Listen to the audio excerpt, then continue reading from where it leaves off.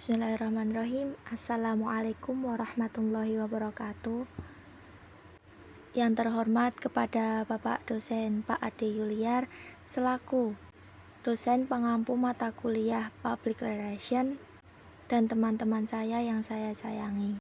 Di sini saya selaku moderator ingin memperkenalkan kelompok kami. Kami dari kelompok 7 yang beranggotakan Devia Indriani dengan nomor NIM 191231001. Saya sendiri Vindi Novita dengan nomor NIM 191231012 dan Pungki Ferdian dengan nomor NIM 191231014. Di sini kita akan mempresentasikan tentang media public relation. Media public relation. Menurut Groening dan Hahn, lebih dari 50% praktisi humas mengoperasikan model informasi publik kehumasan, di mana penyebaran informasi menjadi tujuan utamanya. Model ini menekankan aspek kejujuran, sehingga tidak membahas opini atau kepentingan dari kelompok pemangku kepentingan atau stakeholders. Public relation telah mengambil alih kebutuhan akan keterbukaan dan transparansi kegiatan perusahaan. Public relation berawal dari bidang hubungan media atau media relation. Inilah salah satu mengapa alasan Humas dan Hammett berulang kali digunakan sebagai istilah yang kurang lebih sama, terutama di kalangan para jurnalis. Namun, ada sebagai jurnalis yang memandang public relation secara antagonis, karena sebelumnya profesi jurnalis dipandang rendah sebelum perkembangan profesi public relation. Memang dahulu profesi jurnalis adalah orang yang bekerja di penerbitan dengan agen pers yang tujuan utamanya adalah untuk mendapatkan liputan pers gratis dengan berbagai cara. Namun dengan pertumbuhan dan kematangan profesi di bidang public relation yang tidak hanya memperhatikan masalah strategis dan manajemen perusahaan yang lebih luas, public relation juga menjalin hubungan dengan media yang telah berkembang. Yang selanjutnya ialah teori media relation. Media relation erat kaitannya dengan pendekatan model agenda setting dasar, yang dimana model ini adalah sejumlah isu atau topik yang memperoleh perhatian media akan dipandang sebagai hal yang penting dalam periode tertentu.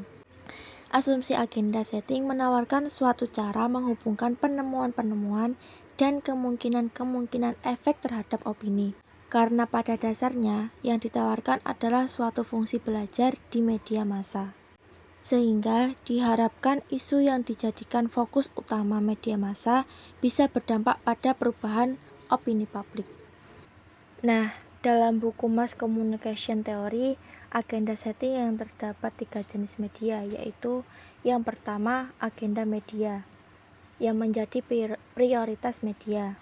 Agenda media massa yang memberitahukan suatu isu peristiwa informasi dapat berdampak terhadap penentuan kebijakan pemerintah, dan contohnya yaitu kebijakan-kebijakan para pemerintah.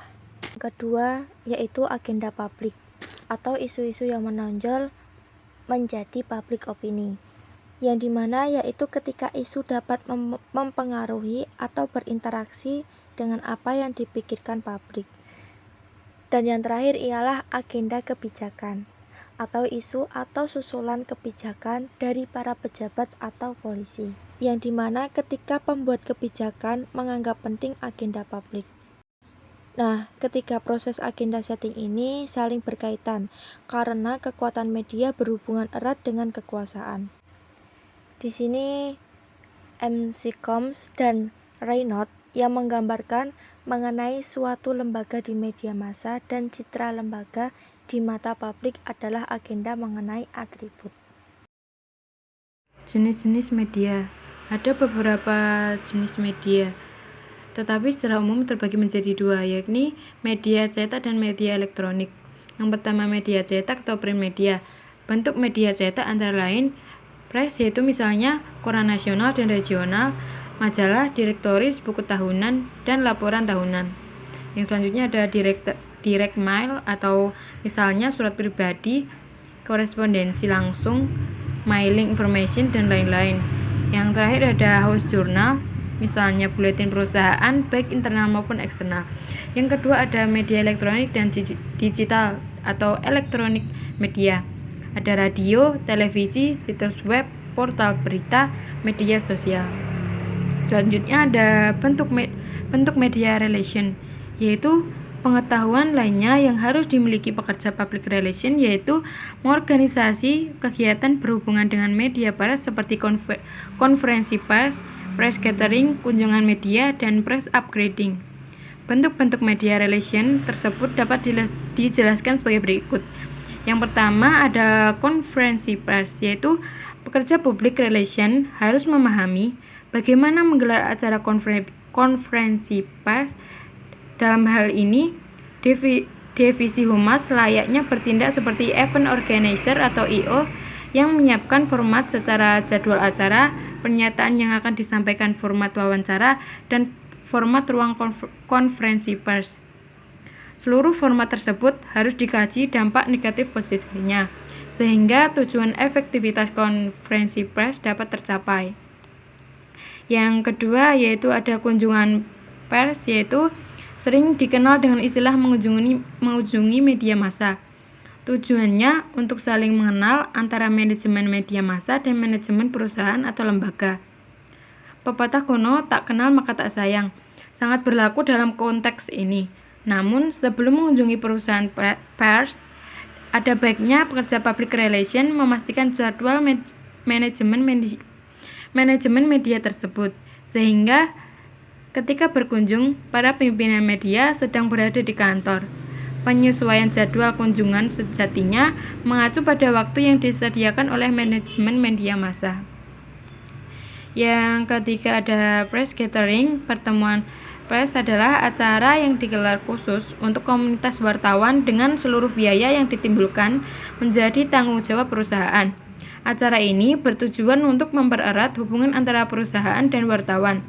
Formatnya bisa disesuaikan atau didiskusikan dengan komunitas wartawan, seperti outbound, kunjungan ke lokasi wisata, dan lain sebagainya. Yang keempat ada press upgrading. Press upgrading adalah pelatihan atau seminar yang diberikan khusus pada wartawan oleh lembaga atau perusahaan. Upgrade pengetahuan wartawan harus dilakukan secara berkala sehingga tercipta pemahaman yang sama antara wartawan dengan isu-isu yang disampaikan oleh perusahaan atau lembaga. Yang selanjutnya ada panduan tentang media. Ada beberapa hal teknis yang perlu diketahui tentang media, antara lain sebagai berikut. Yang pertama ada kebijakan editorial, yang kedua ada frekuensi publikasi, yang ketiga ada batas waktu tanggal pemasukan berita, yang keempat ada area sirkulasi, yang kelima ada profil pembaca, yang keenam ada media distribusi. Selanjutnya yaitu ada beberapa prinsip penting yang harus dipegang oleh praktisi public relation demi terciptanya hubungan pers yang baik. Antara lain, yang pertama yaitu menjaga hubungan baik antara kedua belah pihak. Yang kedua, membangun reputasi. Yang ketiga, menjadikan pasukan berita yang baik. Yang keempat ada kooperatif dan menyediakan materi.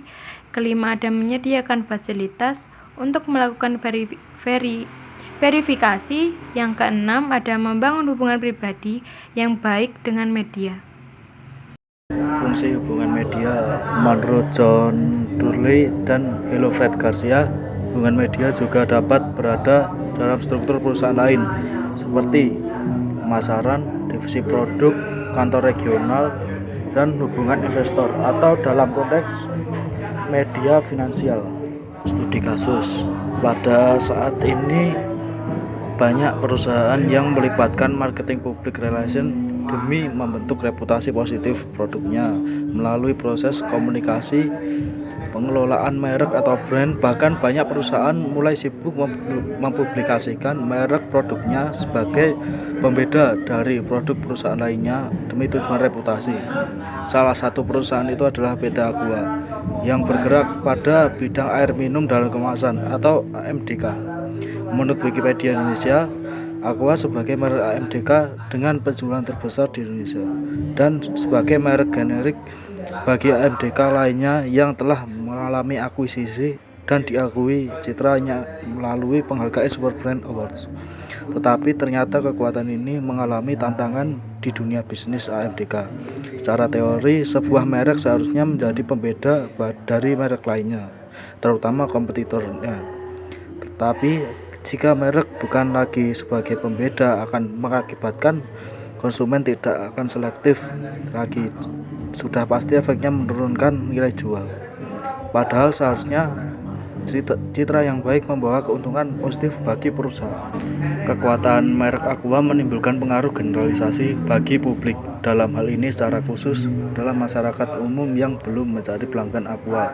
Karena saat mereka memesan AMDK jarang sekali terdengar merek lain, melainkan mereka seringkali hanya menyebut merek Aqua. Dan anehnya saat disodorkan merek lain, mereka pun tidak merasa keberatan. Masalah ini adalah tantangan Aqua melalui kekuatan mereknya dapat merangkul publik sebagai pelanggan setia Aqua. Selain meningkatkan faktor distribusi sebagai perluasan jumlah peredaran produk Aqua di kalangan masyarakat, tentunya kembali PR mempunyai peranan mendukung kerja marketing dalam mengelola ekuitas merek produk Aqua agar secara sendirinya manfaat ekuitas itu dirasakan publik untuk mengambil keputusan menjadi pelanggan setia Aqua melalui berbagai aktivitas. Aktivitas yang Aqua lakukan bertujuan untuk melakukan edukasi sosialisasi tentang produk Aqua pada pelanggan melalui dukungan media promosi dan massa. Salah satu aktivitas marketing public relation Aqua berusaha mengemas isi pesan publikasi di media yang menyatakan Aqua sebagai air minum mineral yang baik diminum setiap hari. Ini menandakan informasi dari Aqua agar publik tahu pentingnya kesehatan dari merek Aqua yang membedakan dari merek lain. Keberhasilan reputasi merek dagang Aqua sebagai minuman kesehatan telah menarik paling tidak 10 peniru untuk menggunakan kata Aqua yang bersifat deskriptif atau generik. Pada tahun 1992-an, Aqua pernah menggugat produk air minum lain yang mereknya mengandung kata Aqua. Walau pada dasarnya nama Aqua adalah nama Latin secara umum berarti air. Namun karena perlindungan hukum atas merek Aqua yang telah didaftarkan sebagai merek dagang di tahun 1986, sehingga perusahaan pesaing tidak dapat menggunakan kata Aqua kecuali di bawah perjanjian lisensi. Aqua sendiri adalah nama dasar dari arti air yang umum. Bahkan dengan adanya pesaing baru di industri air minum dalam kemasan membuat Aqua semakin terpacu untuk memperbaiki kualitasnya, apalagi sebagai merek pertama yang muncul di pasar Indonesia. Masalah lain yang dialami PT Aqua berkaitan dengan image brand yang masalah akuisisi yang dilakukan sejak tahun 1998 bersama perusahaan multinasional dari Prancis yaitu Danone yang menghasilkan produk Aqua Golden Mississippi dengan Danone. Pada awalnya hubungan Aqua dan Danone adalah kerjasama pemberian merek bersama untuk tujuan perluasan merek, terutama keinginan Aqua untuk merambah pasar internasional. Proses aliansi ini dikenal secara teoritis marketing dikenal sebagai proses CEO branding. Dari CEO branding berkembang menjadi akuisisi dikarenakan kepemilikan saham lebih didominasi oleh Danone. Akuisisi ini menimbulkan tambahan tugas baru bagi public relation PT Aqua yang menciptakan citra atau image building yang sebaik mungkin antara PT Aqua itu sendiri dan Danone. Akuisisi itu ditandai dengan adanya peluncuran logo baru. Nah, ternyata permasalahan Aqua terus berlanjut berkaitan masalah reputasi mereknya sebagai pioner air minum mineral. Kekuatan itu membuat Aqua menetapkan harga lebih tinggi dibanding pesaing lainnya, khususnya untuk beberapa jenis produk Aqua seperti Aqua galon, Aqua dalam ukuran mili, Aqua dalam ukuran besar, dan produk sejenis yang dikeluarkan Aqua seperti Mizone. Ternyata faktor harga merupakan kelemahan bagi Aqua karena munculnya pesaing lain dengan harga lebih murah yang mencoba mengambil keuntungan dari kualitas kekuatan merek Aqua sebagai air minum mineral. Persaingan itu terjadi pada tahun 2003 saat semaraknya usaha depot isi ulang air minum. Akibat yang ditimbulkan dari persaingan ini menyebabkan pasar Aqua mengalami kemerosotan nilai penjualan. Aqua pun sadar akan permasalahan ini dan telah mengambil langkah untuk menaikkan volume penjualan. Dengan cara yang unik memanfaatkan tugas public relation, bukan dengan cara marketing seperti yang mengubah harga. Walaupun saat itu harga adalah faktor utama indikator menurunnya penjualan dibanding air isi ulang. Kondisi seperti ini dianggap sebagai ancaman sekaligus peluang bagi PT Aqua Golden Mississippi Tbk, khususnya menjadi perhatian bagi tugas marketing public relation yang merasa perlu menegaskan kembali identitas mereknya sebagai pembeda AMDK lainnya. Nah, berakhirnya presentasi dari kelompok kami. Kurang lebihnya mohon maaf yang sebesar-besarnya, dan apabila ada pertanyaan langsung ditanyakan ke WhatsApp group. Wallahul muwaffiq ila aqwamit thoriq. Assalamualaikum warahmatullahi wabarakatuh.